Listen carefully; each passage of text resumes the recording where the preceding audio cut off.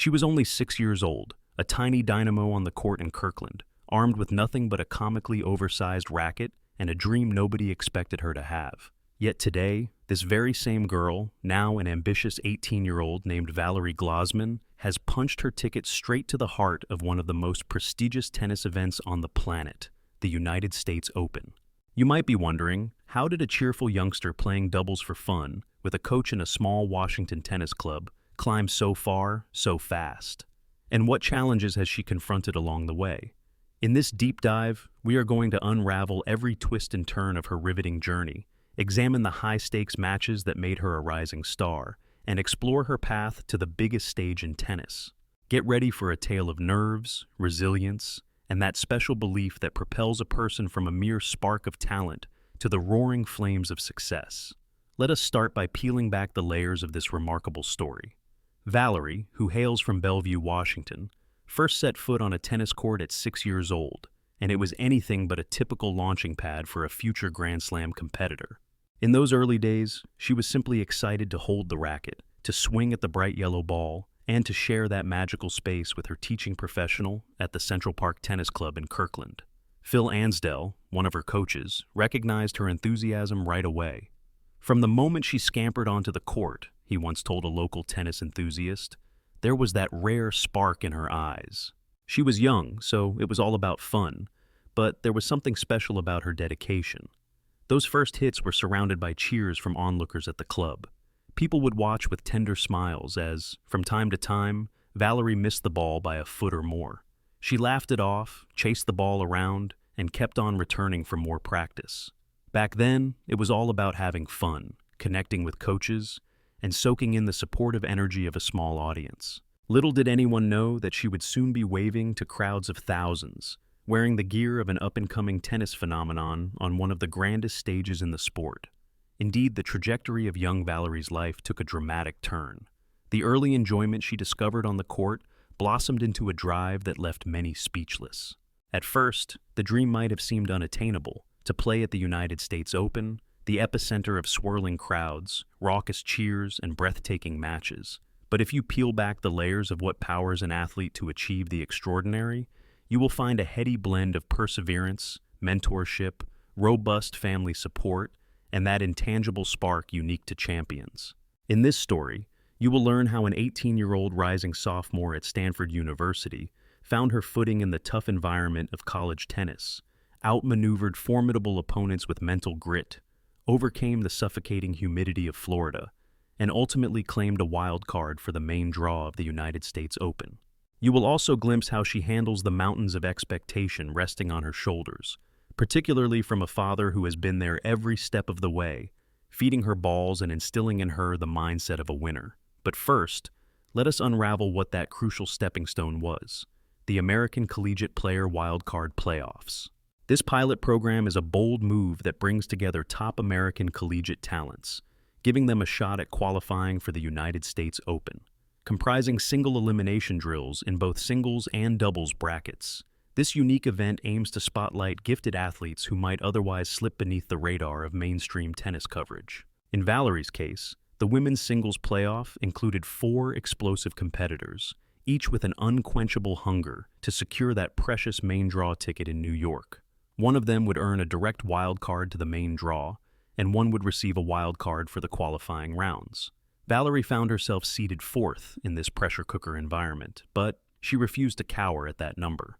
Instead, she dispatched her adversaries with a lethal combination of agile footwork, precise ground strokes, and a calm focus cultivated carefully over years of disciplined contests.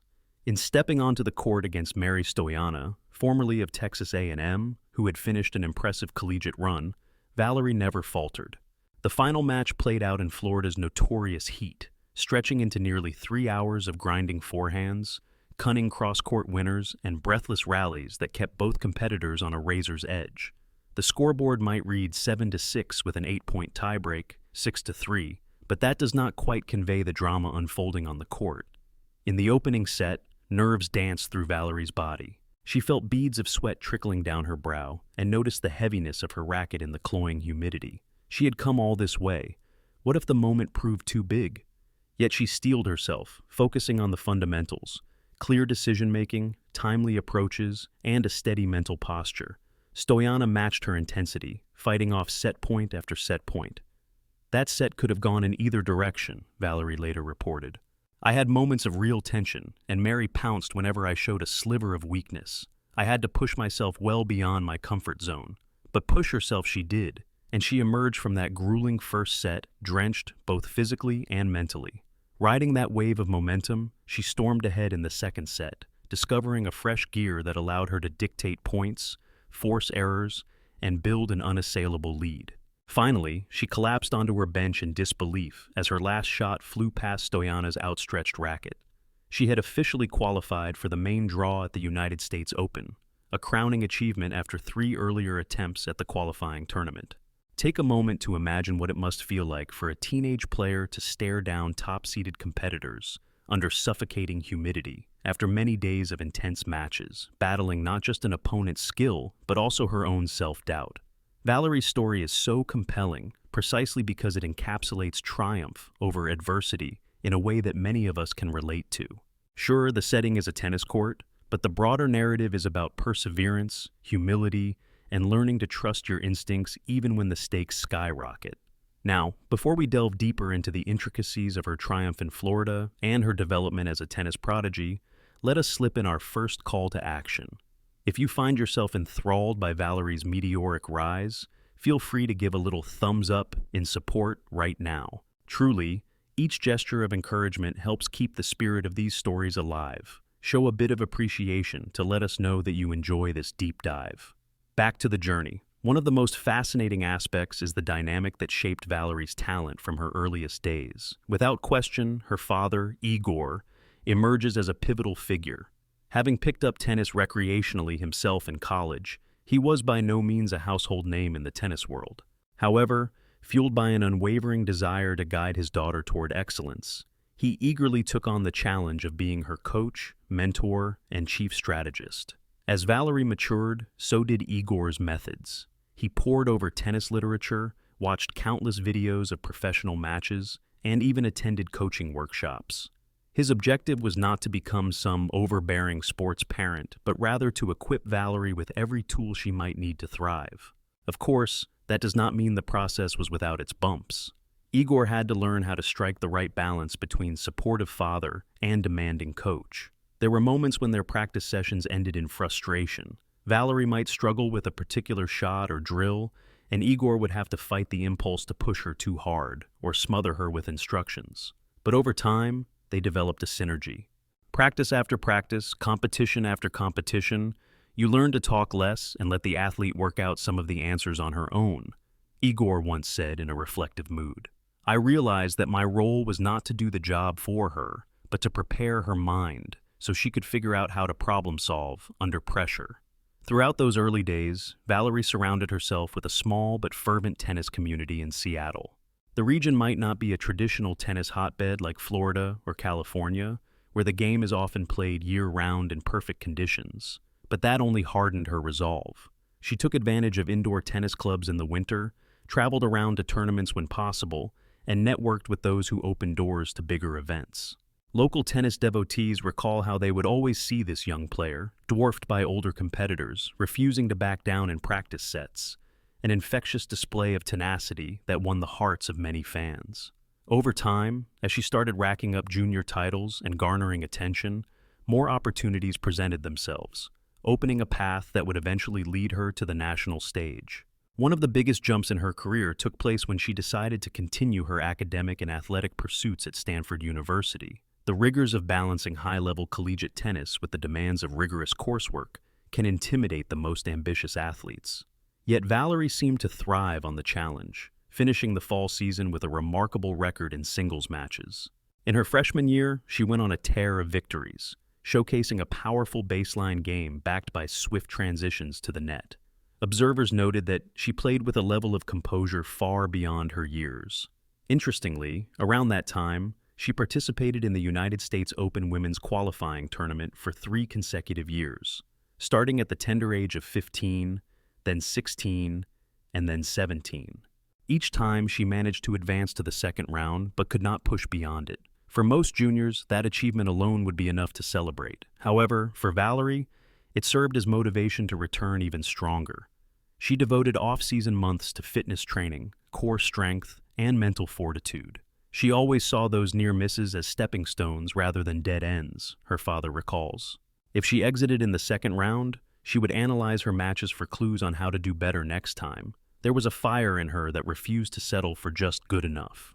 Months bled into years, culminating in the Pilot American Collegiate Player Wildcard Playoffs in Orlando, Florida. Valerie, ranked fourth among the singles entrants, had to battle her way through star players. Among them, the second-seeded Amelia Honer, a recent graduate of UC Santa Barbara, and the top-seeded Mary Stoyana, fresh out of Texas A&M. Needless to say, the environment was intense. Everyone wanted that direct main draw ticket, and the tension simmered under the scorching sun. I do not often get to play this level of collegiate competition all in one place. It was an incredible test of my endurance and skill, Valerie said. Her semifinal match against Amelia Honer was a speedy affair. Valerie subdued her opponent 6-1, 6-2, which might sound like a breeze, but it underlines the mental preparation she had harnessed. She refused to allow a moment's lapse in focus. Then, in the final, she braced for the punishing clash against Mary Stoyana. The first set was a knife-edge roller coaster that ended in a nerve-wracking tiebreak where Valerie clawed out an 8-point triumph, 7-6. By her own admission, nerves crept in at crucial moments, but her grit elevated her to close out the set. The second set was another test of stamina and mental steel, culminating in a 6-3 scoreboard and a powerful wave of triumph as she sealed her first passage to the main draw of the United States Open. That moment she realized she had clinched the wild card remains, etched in her mind. The combination of relief and euphoria all but overwhelmed her. She described how, for a few seconds, she was so overcome by emotions that she barely registered the congratulatory handshake from Stoyana at the net.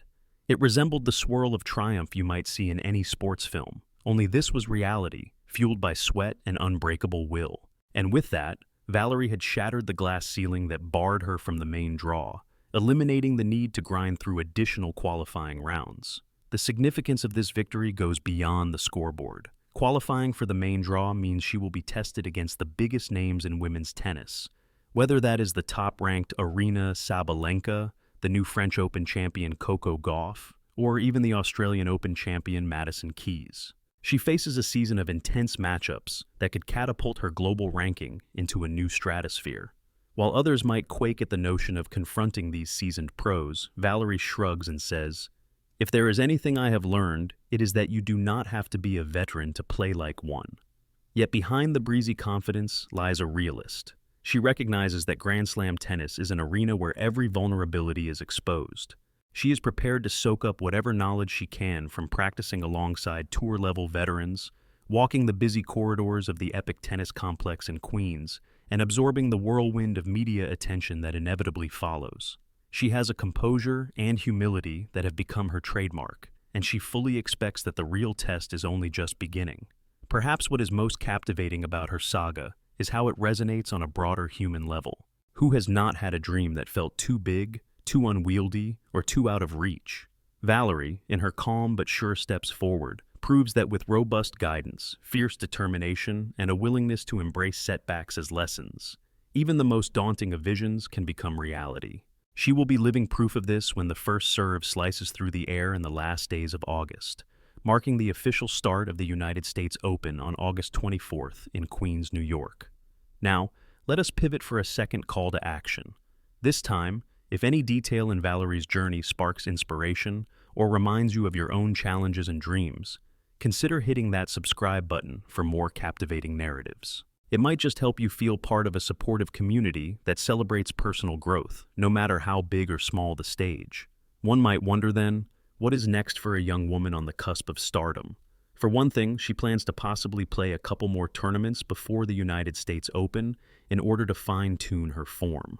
Another prospect includes returning to Orlando for training sessions with the United States Tennis Association, seizing every chance to iron out techniques, sharpen her mental approach, and gather tactical insights. She wants to be ready for the big battles, especially once she steps onto the courts in New York City, where the swirling energy of jam-packed stadiums can either energize or suffocate a player's spirit. As she looks ahead, Valerie knows she has a supportive network of friends and family behind her. The Seattle tennis community, though modest in size compared to some other regions, has embraced her wholeheartedly. Fans from her early days at the Central Park Tennis Club recall how, even when traveling for matches away from home, she would wave not just to her father, but to fellow junior players who had come along to watch. In their eyes, she has become the face of emerging tennis talent from the Pacific Northwest, someone who is bridging the gap between local aspirants and the broader national scene. Interestingly, that sense of local pride resonates strongly with Valerie herself. She has been candid about how the relative scarcity of tennis resources in Seattle forced her to rely on an ironclad sense of determination. "Whenever we go out to practice, whether it is raining or windy, we just adapt," she once explained. "There might not be 1,000 indoor courts, so we become resourceful. You learn to appreciate every session on the court because the opportunity might be brief or complicated by the weather." This attitude instilled in her a sense of resilience that is often tested in humidity or extreme heat, just as she encountered in Orlando. Then there is Igor, traveling as often as he can to watch his daughter perform. If physically attending is impossible, he streams her matches on whatever platform is available, armed with a notepad to jot strategies and improvements. For Valerie, that level of commitment has become a steady anchor that soothes any anxiety she might feel heading into matches. She jokes that her father probably knows her strengths and weaknesses better than she does herself. "He reminds me to breathe, to visualize success, and to take each moment of the match as its own world," she admitted. "Sometimes that is exactly the reminder I need when I am down a break and feeling the match slip away." As the beginning of the United States Open approaches, the tension between excitement and nerves becomes more pronounced. She is projected to face opponents who have spent years establishing themselves on the pro tour. Yet, glimpses of youthful stars rising and seizing big moments are everywhere these days, from the next generation in both men's and women's tennis. Valerie, keenly aware of the patterns, recognizes that the leap from collegiate success to professional triumph is steep but not insurmountable. If anything, she is determined to prove that it can be done. Looking back at the path that led her here, one might be tempted to ask, was it fate or simply grit that carved out Valerie's success? Perhaps it is a swirl of both. The cosmic alignment that put a supportive father in her orbit, the drive that led her to tirelessly practice well into the night at local clubs, the unwavering kindness and encouragement from the Seattle tennis community, and the experiences garnered at Stanford have all coalesced. Piece by piece, they formed a foundation solid enough to withstand the demands of top-tier tournaments. In Orlando, after she triumphed over Mary Stoyana in that nerve-shredding final, cameras captured Valerie's expression of wonder and disbelief. The images made their way across social media feeds, liked and shared by tennis fans who recognized they were witnessing the rise of a formidable talent. She might have seemed drained and sweaty, but her eyes had that glint of fierce determination, that unshakable conviction. The truth is, while many people can talk about wanting to compete on the biggest courts, few take the steps and muster the perseverance to get there. In just a short while, the roar of the crowd in Queens will greet her. The open-air arena, the swirl of cameras, and the intense hush that descends before the first serve are all waiting to test her composure. Will the same young woman who used to scamper across the court as a wide-eyed child maintain that easy smile when she faces an established superstar?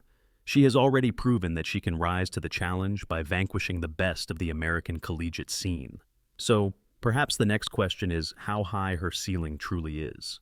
Tennis, like any high-stakes sport, can be unpredictable. A single point can pivot an entire match, momentum can shift with a gust of wind, and expectations can crumble under the weight of the scoreboard. Yet Valerie has shown that the intangible qualities of belief and resilience are as much a weapon as any booming serve or forehand. She has unlocked the gateway to Grand Slam tennis, and that is more than many can lay claim to.